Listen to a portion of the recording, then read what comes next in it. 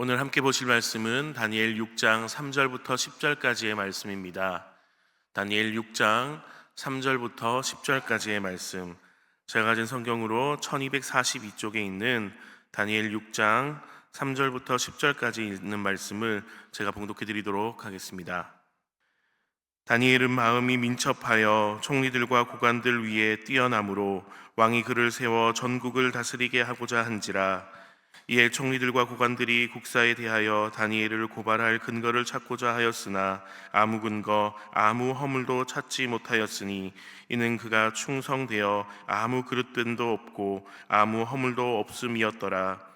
그들이 이르되 이 다니엘은 그 하나님의 율법에서 근거를 찾지 못하면 그를 고발할 수 없으리라 하고, 이에 총리들과 고관들이 모여 왕에게 나아가서 그에게 말하되, 다리오 왕이여 만수무강하옵소서. 나라의 모든 총리와 지사와 총독과 법관과 관원이 의논하고 왕에게 한 법률을 세우며 한 금령을 정하실 것을 구하나이다. 왕이여, 그것은 곧 이제부터 30일 동안에 누구든지 왕 이외에 어떤 신에게나 사람에게 무엇을 구하면 사자굴에 던져 넣기로 한 것이니이다. 그런즉 왕이여, 원하건대 금령을 세우시고 그 조서에 왕의 도장을 찍어 메대와 바사에 고치지 아니하는 규례를 따라 그것을 다시 고치지 못하게 하옵소서 하매, 이에 다리오 왕이 조서에 왕의 도장을 찍어 금령을 내니라. 다니엘이 이 조서에 왕의 도장이 찍힌 것을 알고도 자기 집에 돌아가서는 윗방에 올라가 예루살렘으로 향한 창문을 열고 전에 하던 대로 하루 3번씩 무릎을 꿇고 기도하며 그의 하나님께 감사하였더라. 아멘. 지난달에 인도에 다녀오는데 벌써 인도는 4월부터 낮 기온이 40도가 넘을 때가 있었습니다. 저는 처음에는 그 날씨 설명을 잘못 본 줄 알았습니다.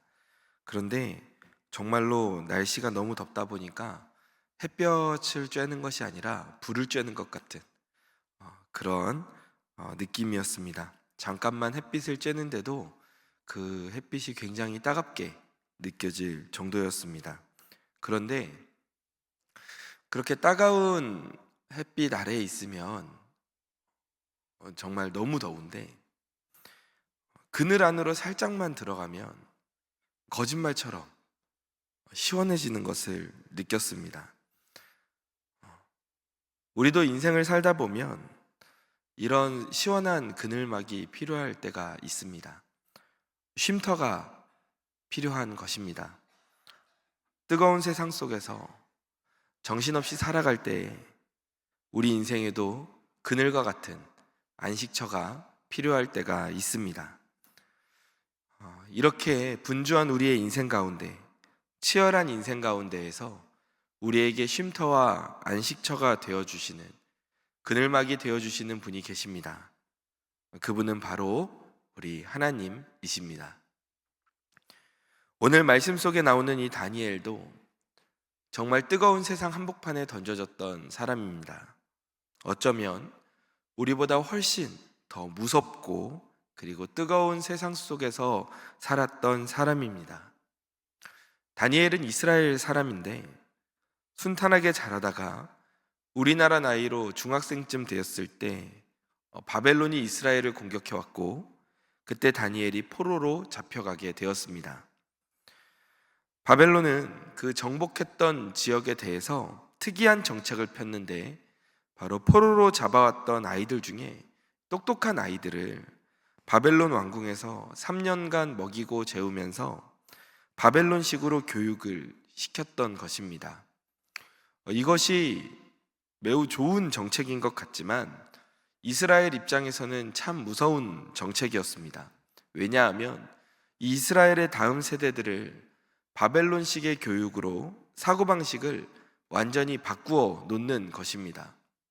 그렇게 되면 이 아이들이 바벨론을 적대적으로 느끼는 것이 아니라 친바벨론의 입장이 되는 것입니다.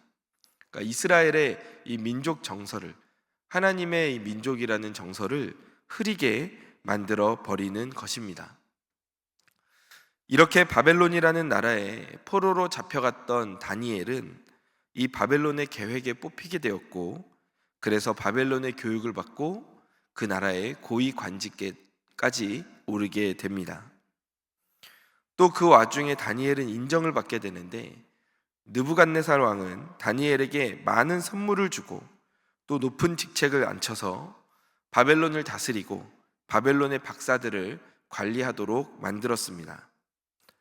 다니엘은 왕궁에 머물면서 왕의 최측근으로 일하게 되었습니다. 시간이 지나서 느부갓네살의 아들이었던 벨사살이 왕이 된 후에도 다니엘은 그 실력을 인정받아서 바벨론의 권력 3위까지 올라갑니다. 바벨론 출신도 아닌데 이방 나라 출신이 권력 순위 3위까지 올라간 겁니다. 정말 대단한 일 아닙니까? 그런데 여기서 그치지 않고 바벨론이 망하고 메대 사람 다리오가 바벨론을 차지하고 왕이 되었는데, 보통은 이렇게 나라가 바뀌면 그 전 나라에서 관직을 하고 있던 사람들은 귀향을 가거나 아니면 목숨을 잃게 됩니다. 그런데 다니엘은 그 와중에 높은 관직에 있었으니 목숨도 부지하기가 어려운 상황입니다. 하지만 이렇게 나라를 바뀐 후에도 다니엘은 그 나라를 다스리는 120명의 사람들을 다스리는 세 사람 중에 한 사람이 되었습니다. 이 다니엘이 얼마나 유능했냐 하면, 메대의 다리오는 다니엘을 나라의 통치자로 임명하고 싶다라고 할 정도였습니다. 그렇다면 이스라엘 출신의 바벨론 포로 출신의 이 다니엘은 어떻게 이렇게 바벨론과 메대에서 그 관직을 유지하며 높은 자리에 있었을 수 있었을까요? 하나님의 자녀로서 자신의 정체성을 잊어버리고 바벨론식의 교육을 받아 그 이방 나라의 정체성을 받아들였기 때문이었을까요? 그래서 다니엘이 높은 자리에 올라갈 수 있었을까요? 그렇지 않습니다. 오히려 다니엘은 자신의 정체성, 나는 하나님의 자녀다, 나는 하나님의 선택받은 민족이다, 이 사실을 잊지 않았습니다. 그래서 어릴 적에 바벨론 왕궁에서 교육을 받을 때에도 다니엘은 우상을 숭배했던 그 음식들을 먹지 않겠다고 거절합니다. 간이 배 밖으로 나온 행동입니다. 바벨론의 마음에 안 들면 지금 다니엘은 그 순간 그냥 목숨을 잃을 수도 있는 그러한 포로의 신분입니다. 하지만 다니엘은 그 와중에 자신의 신앙과 정체성을 지키기 위해 목숨까지 걸었던 것입니다. 또 오늘 본문 다니엘 6장 10절을 보면, 다니엘이 이 조서에 왕의 도장이 찍힌 것을 알고도 자기 집에 돌아가서는 윗방에 올라가 예루살렘으로 향한 창문을 열고 전에 하던 대로 하루 3번씩 무릎을 꿇고 기도하며 그의 하나님께 감사하였더라 라고 말씀이 되어 있습니다. 다니엘이 일을 너무 잘해서 왕이 다니엘한테 야, 나 대신에 좀 이 나라를 다스려라 할 정도로 그렇게 왕의 신임을 받고 사랑을 받으니까 그 주변에 있는 사람들이 이 다니엘을 질투하기 시작했습니다. 다니엘 때문에 우리가 높은 자리에 못 올라가는 거야 하고 다니엘을 시기합니다. 그래서 다니엘에게 트집을 잡으려 하는데 뭘 걸고 넘어집니까? 이 다니엘의 하나님을 향한 신앙을 걸고 넘어지게 됩니다. 그래서 다니엘은 이제 꼼짝없이 하나님을 향해 기도하고 그 신앙을 드러내면 사자굴에 던져져 죽게 되는 그런 상황에 놓이게 된 것입니다. 그러나 다니엘은 이 사실을 이미 알고 있었음에도 불구하고 끝까지 그 신앙을 포기하지 않습니다. 매일 하던 대로 창문을 열고 하루 3번 변함없이 다니엘은 기도를 했습니다. 어떻게 다니엘이 이렇게 할 수 있었을까요?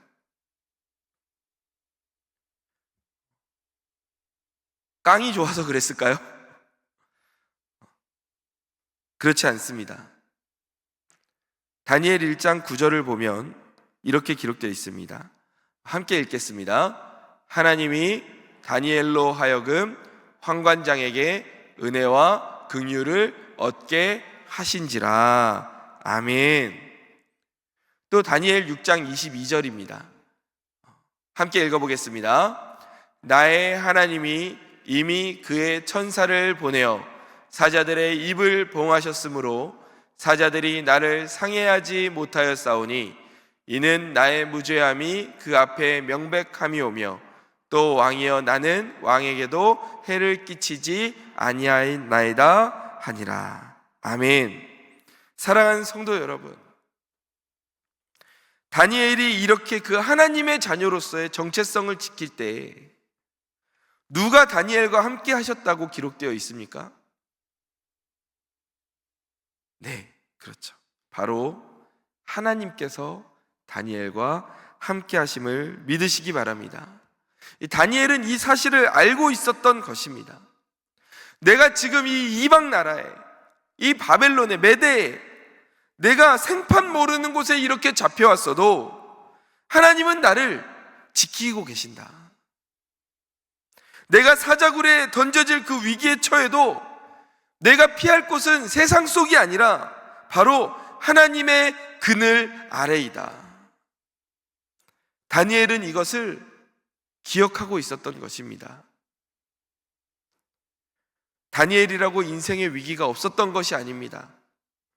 오히려 지금 우리가 인생 가운데서 겪는 위기보다 더 직접적이고 더 위협적입니다. 목숨이 왔다 갔다 하는 그런 상황입니다.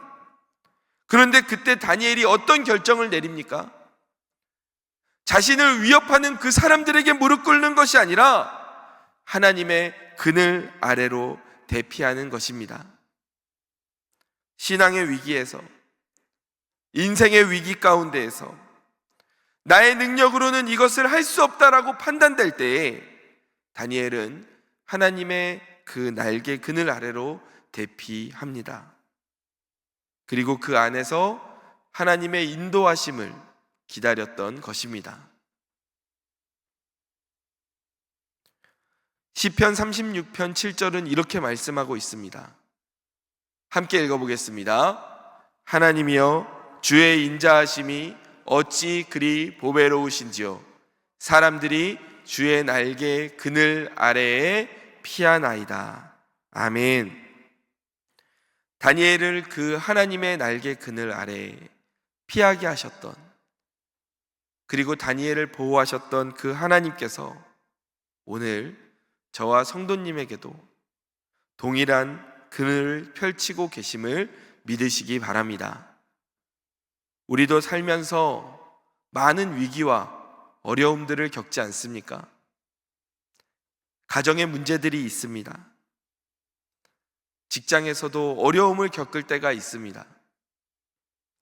사람들과의 관계 속에서, 또 신앙의 문제로, 건강의 문제로 여러 가지 고민을 할 때도 있습니다. 때로는 그 가운데에서 내가 어떻게 해야 할지 모르겠고 또 포기하고 싶어질 때도 있습니다. 그러나 그러할 때 우리는 어떻게 해야 합니까? 오늘 말씀 속의 다니엘과 같이 그 하나님의 날개 그늘 아래로 들어가야 할 줄 믿습니다. 하나님의 품으로 나아가야 할 줄 믿습니다. 그러할 때 우리도 다니엘과 같이 하나님의 이 인도하심과 보호하심을 누리게 됨을 믿으시기 바랍니다.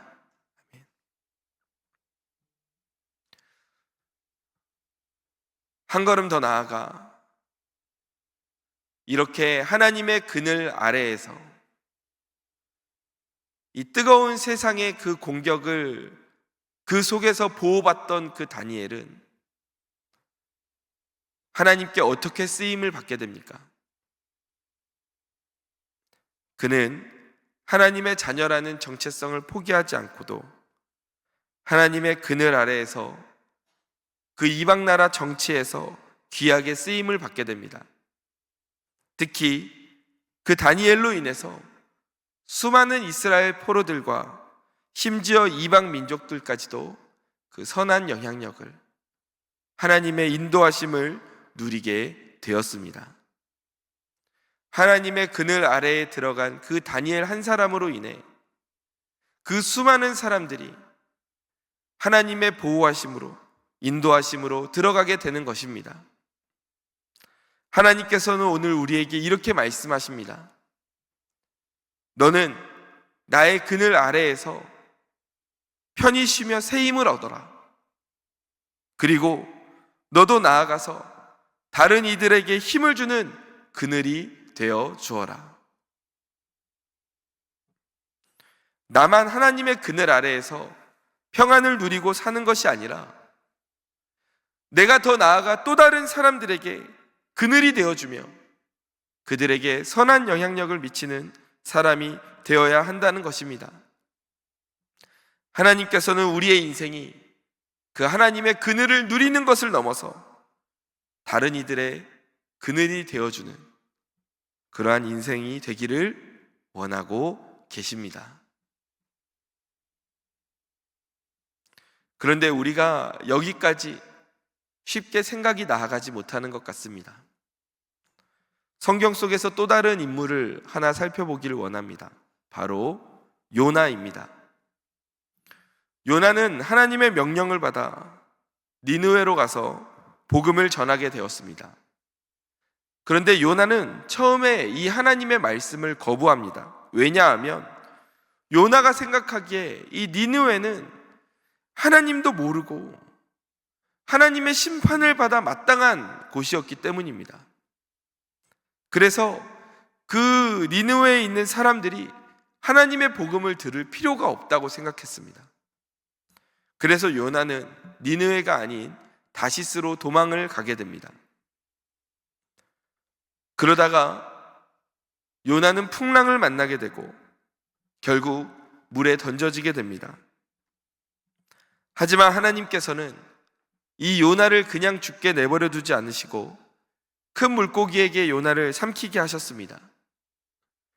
요나는 물고기 뱃속에서 3일을 지내다가 육지로 뱉어지게 되었고 결국 그 발걸음을 니느웨로 향하게 됩니다.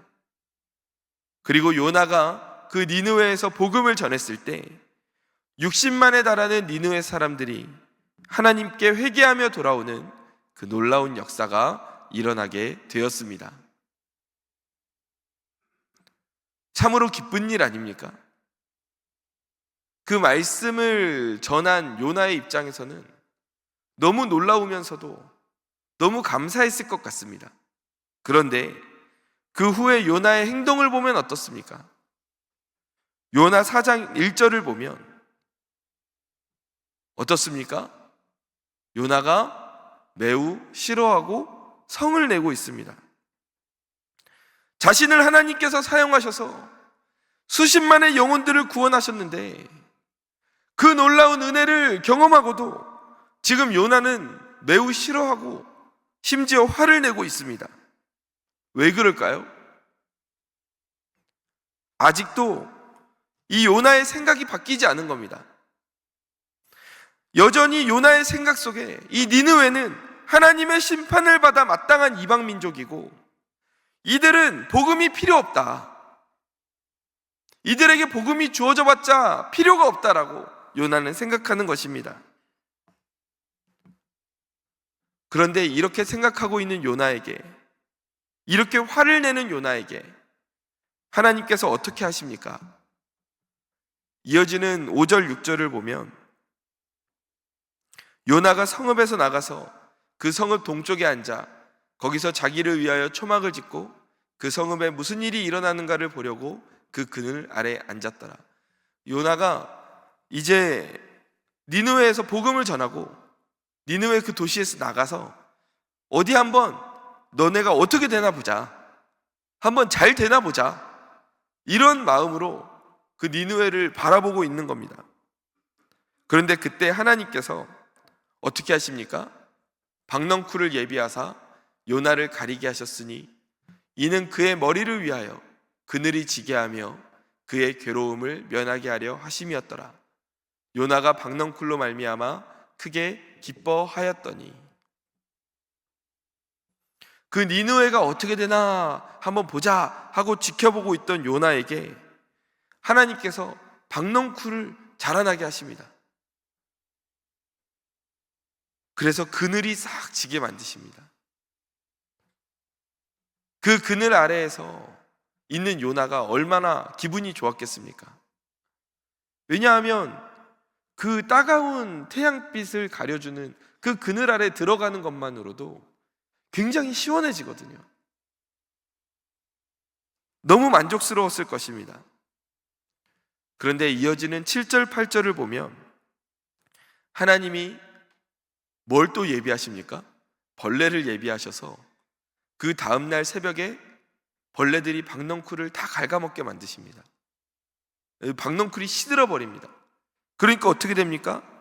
8절에 해가 이제 뜨니까 하나님이 뜨거운 동풍을 예비하셔가지고 요나의 머리에 햇빛이 쬐고 건조한 바람이 막 불어오니까 요나가 또 이제 너무 힘든 겁니다.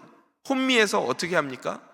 스스로 죽기를 구하여 이르되 사는 것보다 죽는 것이 내게 나으니이다 라고 불평을 하기 시작합니다. 그러자 하나님께서 이 요나에게 이렇게 말씀하십니다. 11절입니다. 하물며 이 큰 성읍 니느웨에는 좌우를 분별하지 못하는 자가 12만여 명이요 가축도 많이 있나니 내가 어찌 아끼지 아니하겠느냐. 저는 사실 요나를 읽으면 이 부분에서 항상 궁금했습니다. 하나님이 왜 요나를 보내셨을까? 그 당시에 수많은 사람들이 있었을 텐데 왜 하나님은 굳이 요나를 보내셨을까? 그 당시에 그렇게 말씀을 전할 사람이 없었을까? 더 하나님을 사랑하고 더 말씀을 잘 전할 수 있는 사람들이 있었을 텐데 왜 하필 도망갈 만한 인물, 불평할 만한 사람, 실제로 도망간 그 요나를 선택해서 굳이 보내셨을까? 요나가 도망갔을 때, 물에 던져져서 물고기에게 삼켜졌을 때 아유 그냥 뭐 요나는 어쩔 수 없지, 물고기 좋은 일 했다 생각하자. 그리고 또 다른 선지자를 그냥 보내셨을 수도 있지 않습니까? 그런데 굳이 요나를 물고기 뱃속에서 꺼내셔가지고 왜 요나를 그 니느웨 성에 꼭 보내게 만드셨을까? 말씀을 묵상하면서 이런 마음이 들었습니다. 하나님은 지금 니느웨를 위해서 요나를 보내시기도 했지만 반대로 요나를 위해서 그를 니느웨에 보내셨구나. 지금 요나는 그 마음속에 다른 사람을 위한 그늘이 되고 싶은 마음이 하나도 없습니다. 그냥 나는 하나님의 자녀이고 나는 하나님의 선택받은 민족이니까 그것만 그냥 누리고 살고 있습니다. 세상 가운데에서 하나님을 모르고 고통을 받고 있는 이들에게 요나는 관심이 없습니다. 그래서 하나님은 이런 요나에게 다른 이들의 그늘이 되어주는 삶이 얼마나 중요하고 얼마나 귀한 삶인가를 가르쳐주고 싶으셨던 것입니다. 다른 이들이 갔으면 더 복음을 잘 전했을지도 모릅니다. 하지만 요나는 그 하나님의 마음, 고통받고 수고하며 지친 이들에게 그늘이 되어주시는 그 하나님의 마음을 배울 필요가 있었습니다. 그래서 하나님은 요나를 니느웨로 보내셨고 박넝쿨을 키웠다가 빼앗아 가시면서까지 그에게 하나님의 마음을 가르쳐 주셨던 것입니다. 또 물고기 뱃속에 3일간 넣었다가 꺼내주시면서까지 다른 이들의 그늘이 되어주는 삶을 요나가 배우기를 원하셨던 것입니다. 이처럼 하나님은 니느웨도 사랑하셨지만 이 요나도 사랑하셔서 깨닫게 하셨습니다. 사랑하는 성도 여러분, 마찬가지로 하나님께서는 오늘 우리를 사랑하셔서 우리의 그늘이 되어주시지만 동시에 하나님께서는 우리를 통해 그 하나님의 그늘이 확장되기를 원하고 계십니다. 우리를 통해 하나님의 선한 영향력이 이 땅 가운데 미쳐지기를 원하고 계십니다. 이 사실을 믿으시기 바랍니다. 우리도 다니엘처럼 하나님의 그늘 아래에서, 그리고 또 다른 사람들의 그늘이 되어 나도 하나님의 평안과 보호하심을 누리고 또 다른 이들에게 그 하나님의 인도하심을 전달하는 통로가 되는 저와 성도님들 되시기를 주님의 이름으로 간절히 축원합니다. 말씀을 정리하겠습니다. 하나님의 그늘은 오늘 나를 보호하시는 하나님의 사랑입니다. 그리고 우리가 다른 이들의 그늘이 된다는 것은 그 하나님의 사랑을 전하는 통로가 된다는 것입니다. 이 하나님의 마음을 따라 내 인생의 그늘 되시는 하나님을 의지하며 사시기를 원합니다. 그리고 더 나아가 우리도 세상의 그늘이 되기를 원합니다. 우리는 어떤 이들의 그늘이 되어야 할까요? 많은 이들이 있습니다. 그 가운데 오늘은 어린이 주일입니다. 우리 다음 세대들과 우리 자녀들이 이 뜨거운 공격을 받고 있는 세상 속에서 세속적인 가치관의 공격을 받으며 살아가고 있습니다. 영적으로 혼란한 이 시대 가운데 우리 자녀들이 살아가고 있습니다. 그 가운데에서 우리가 그들의 그늘이 되어 주어야겠습니다. 내가 받은 하나님의 사랑, 우리 자녀들과 우리 다음 세대들도 누릴 수 있도록 우리가 그들의 그늘이 되어주는 그러한 어른 세대가 될 수 있도록 저와 우리 성도님들이 기도하며 함께 나아가야 할 줄 믿습니다. 그들을 섬기고 더욱 사랑하며 나아가야 할 줄 믿습니다. 그 외에도 지금 내 주변에 그늘 하나 없이 뜨거운 인생 한가운데 서 있는 사람은 없습니까? 우리 가족 중에, 친척 중에, 직장 동료 중에, 이웃 중에 그러한 사람들이 있습니다.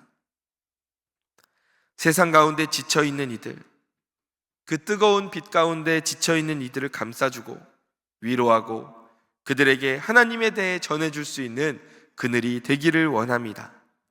다니엘과 같이 선한 영향력을 미치는 사람들이 되기를 원합니다. 복음의 전달자가 되기를 원합니다. 그것이 우리를 향하신 하나님의 마음입니다. 하나님은 우리가 그렇게 살기를 원하셨고 요나를 통해서 우리를 깨닫게 하십니다. 내가 다른 사람의 그늘이 되면 나는 너무 힘들지 않을까요? 그렇지 않습니까? 그 다른 이들의 햇빛을 가려주려면 나는 햇빛을 받아야 되잖아요. 등이 뜨겁겠죠. 그러나 그렇지 않습니다.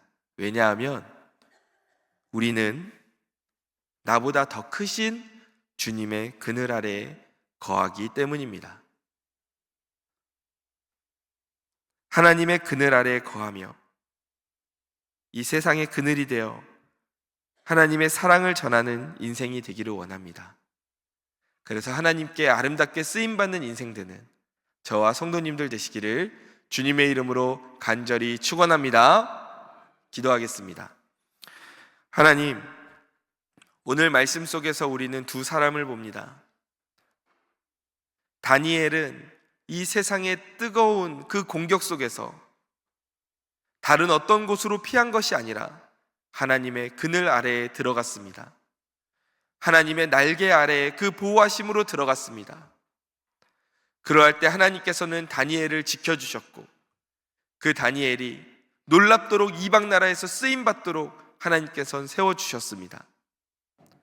그리고 다니엘 복을 받고 끝난 것이 아니라 하나님께서는 이 다니엘을 통해 또 다른 사람들의 그늘이 되어주는 삶을 살기를 원하셨습니다. 그래서 다니엘이 나아가 선한 영향력을 미치며 살 수 있도록 주님께서는 그 발걸음을 인도해 주셨습니다. 하나님, 우리도 다니엘처럼 하나님의 보호하심을 누리기를 원합니다. 이 뜨거운 세상의 공격 속에서 하나님의 날개 그늘 아래로 피하는 우리들이 되게 하여 주옵소서.